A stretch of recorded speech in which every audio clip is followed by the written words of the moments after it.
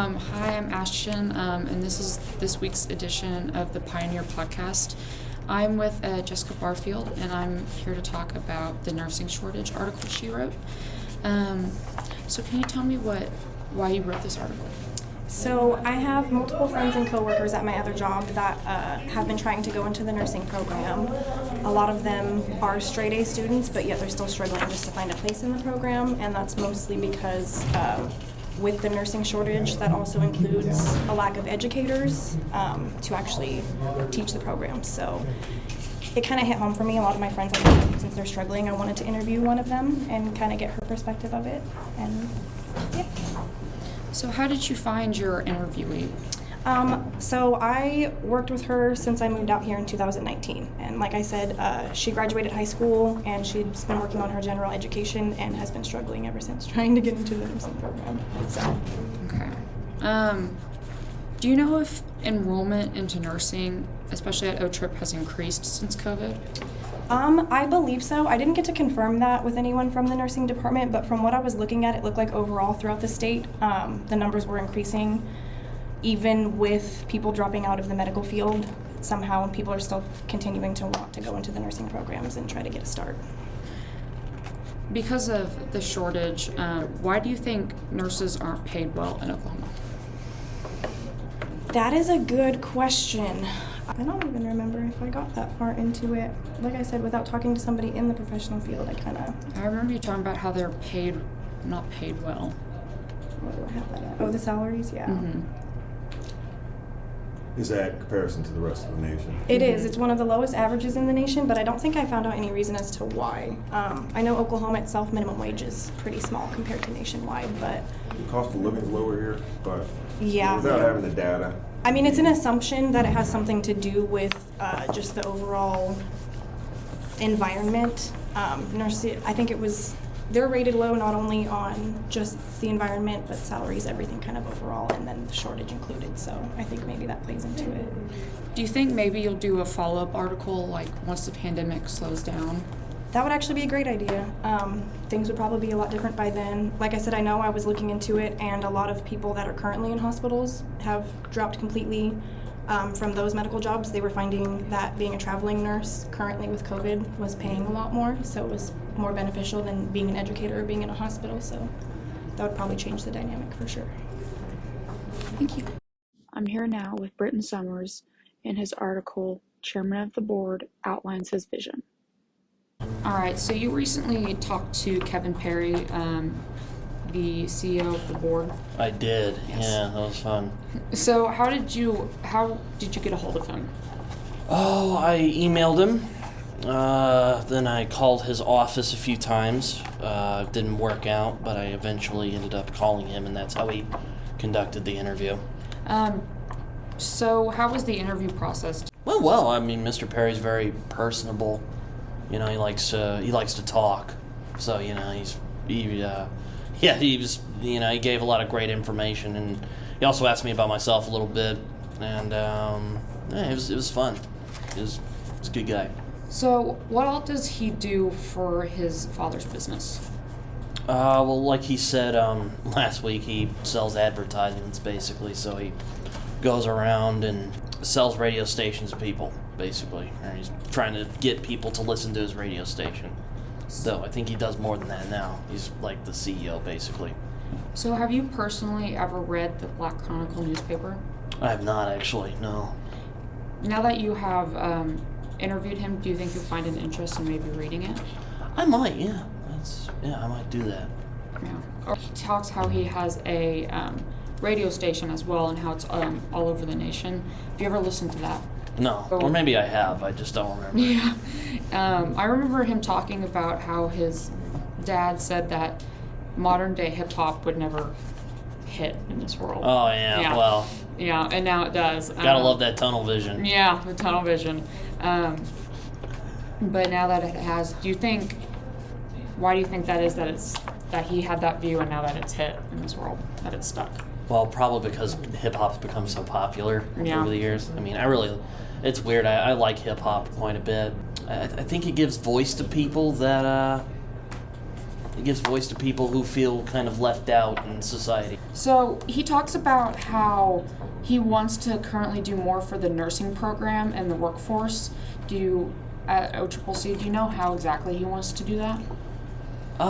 No. He just hoped that, he was just really hoping to get all the resources together in order to have everyone come in. And that's not a very sophisticated way of saying it, is it? I'm sorry. Oh, no, you're good. All right, thank you. Next is Britton Summers' article, Professor G, Cyber Club for those interested in learning more about the cybersecurity field. There are many clubs on campus. So why did you choose to do a cyber club?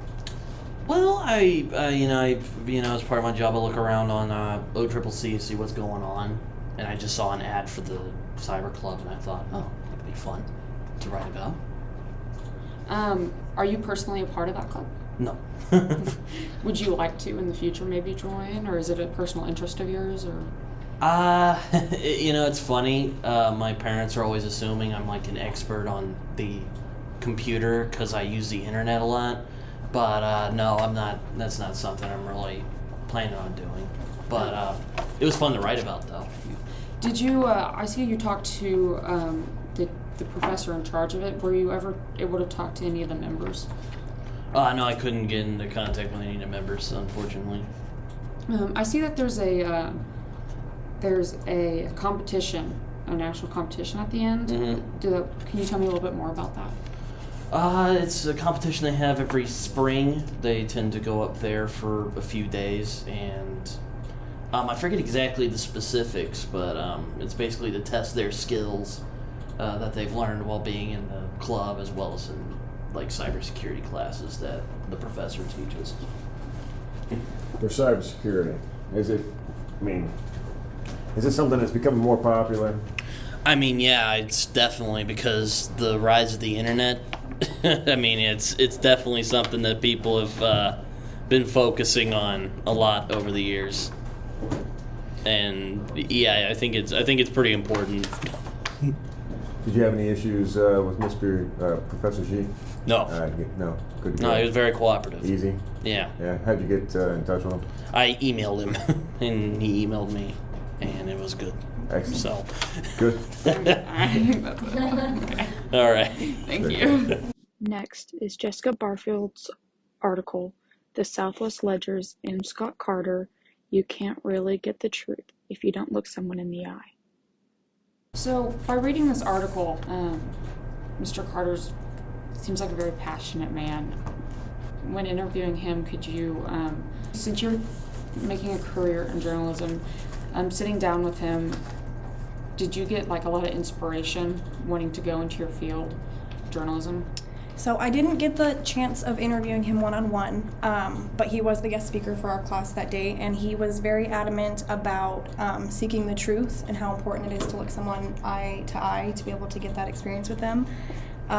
It really did inspire me because he even mentioned the story about his son being in the hospital and him running into a woman that knit the clothes for the premature babies that were passing away, and that's something he said that he never would have even run into or something that people would have paid attention to if not for just, actually wanting that face-to-face interaction and talking to people around you. So he talks about how his family had all worked in the same business. They did the same thing, and he went outside of his family's comfort zone. Correct. He did his own thing. Is that something you personally can relate to?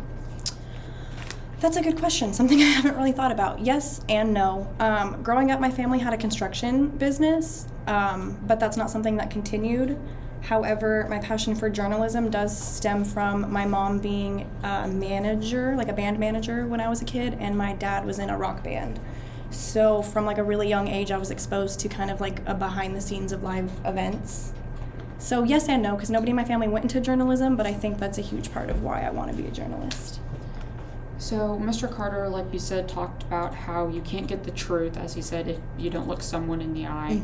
Mm-hmm. Is that something you think is the truth, or is that something you would disagree with? Absolutely. Even doing interviews now, I've found that doing them by Zoom or just getting an audio from a person doesn't exactly have the same effect as sitting down with someone face to face.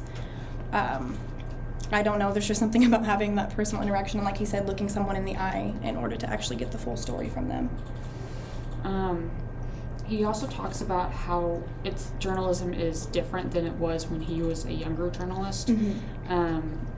It's now all phones and media instead of paper and newspaper. Right. What do you think personally that the change has been good or bad? Or somewhere in between? Probably a little bit of both. He also explained a lot about how finding the truth is elusive and how the media plays a lot into that as well. However, transitioning from just like paper news to more outlets has also given people a bigger opportunity, like a wider audience. So good and bad, both. Thank you. Next, I'm talking with Jessica Barfield about her article diving into next big project, filling the pool at the Aquatic Center. So, did you know about the pool before you did the article on it, or? Yes. Funny enough, one of my first classes here on campus was right next to it, so I found out about it first thing since I've been here, so that's why it was kind of a surprise that majority of students I spoke with had no idea that it even existed. Why do you think that nobody knew it existed? It's been closed since 2015, so I mean, it's been quite a while since then, so they don't really talk about it because they really didn't have intentions of keeping it open, so. Do you think it'll get filled again now that we have a new president? Yes, so that's what they were talking about. They finally got approval to have it filled in. They had an $11 to $12 million budget to do a bunch of different projects, and that's one of them. They just don't have an exact date of when they're going to do it. Do you think it is a good investment, even because it's so much money? Do you think it could be spent somewhere else, or? I do. I was speaking with Greg Gardner, who is Vice President of Operations here. He was mentioning to me that even back in 2015, it was going to cost about $6 million just to try to repair it initially, and that didn't include any secondary costs. So just being one out of a handful of projects to cost $11 to $12 million now, I think that's going to be beneficial. And they're going to use the space for something more productive for what we do on campus currently. So even though that's half the money of the budget, you think that? Because they're doing multiple projects. So for the 11 to 12 million, he didn't say exactly how many, but it sounded like it was a few. So I think split between the costs, it would be efficient. What do you think they'll use it for? He didn't really want to say. He did mention that they are just kind of waiting to have further conversation with the new president as well, to kind of see what would make the most sense with the budget, since it just got approved right before I did the article, literally days before I did the article, to see where they were going to move forward with that. Maybe like therapy, like swim sessions. Yeah, there's all kinds of options. He did say because it's kind of close to like the recreation and fitness that they could do something with that, but that it's still kind of really up in the air. Did you enjoy doing this article? I did. He was actually really fun to talk to. He was very passionate about it, you could tell. He said he'd been wanting to get the pool filled in too for so long, so to finally see things get approved and kind of get a move forward, he was great to talk to. I enjoyed it. Thank you. I'm here with Michael Farrell to talk about his article, Rec and Fitness Center, Still Slow Post-Pandemic. So, Michael, what inspired you to write this article? Really just letting people know that OCCC offers something that could help get in shape. So you wanted to raise awareness about it? Yes. So how do you use the Rec and Fitness Center personally? Not yet. I have some stuff at home that I use. That's mostly what. So the person you interviewed, how did you meet him? He was working, and I just walked up and asked if I could talk to him. He said, "Yeah, went pretty good." Yeah. So, do you think the Rec and Fitness Center is a great addition to the OCCC campus? Yeah, definitely. It's something everyone should take advantage of, especially since it's free. And they offer a lot too. Do you think that? Why do you think it is that not a whole bunch of people know about it? I think it's really mostly just been the pandemic, so everyone's just been separated. But I think over time it's going to change. I was going by there a couple of days ago, and it seemed like it's been picking up a little bit, slowly. During the pandemic, they were open by appointment, so they didn't close fully? No. So what all type of equipment and stuff do they offer there? So like a full gym? Yeah, they got like squat racks, treadmills. There's some Jacobs ladders, a whole basketball court. There's a punching bag, benches, free weights, dumbbells. Just about everything you could use. Thank you. You're welcome. For this week's Pioneer pop-up, we have How to Be Successful in an 8-Week Course. Isabel Sabawan, 18, chemistry major from Honduras, says you have to prepare and set an agenda of things you want to get done and stay on track with your work. Addison Garcia, 19, nursing major from Edmond, Oklahoma, says just stay on top of your work. Don't get behind and don't tell yourself that you're going to do it later. Colin, 35, nursing major from Colorado, says you really have to stick to the schedule, otherwise you get behind really quickly. My suggestion is to stick with the syllabus and get ahead of it. Connor Croney, 26, political science major from Oklahoma City, Oklahoma, says stay on top of whatever you're doing. You've got to make sure you've got your plans set from the beginning and you know when all your deadlines are. Icy Rena, 21, psychology major from Oklahoma, says do your work on time and make sure you don't get it done without a certain amount of time and don't cram everything in on the due date. For our second edition of the Pioneer pop-up, we have What Do You Want to Say to the Ukrainians? Venkata Sai Similitude, 23, cybersecurity major from India, says they must be strong. If they are strong, no countries can defeat them. Madison Wilcom, 22, nursing major from Norman, Oklahoma, says keep up the good fight. We totally support you and hope Russia gets put in its place. Marlon D. Almeida, 20, computer science major from Mozambique, says the war is unnecessary. It's going to bring disadvantages, and not only to Russia and Ukraine, but all over the world is going to be affected. Sahali Zaman, 24, accounting major from Oklahoma City, Oklahoma, says I just hope that whatever happens, it ends up peacefully and everybody stays safe. Erica Harbison, 29, psychology major from Oklahoma City, Oklahoma, says good luck on your journey and go ahead and beat Russia. It's sad what they are doing to you.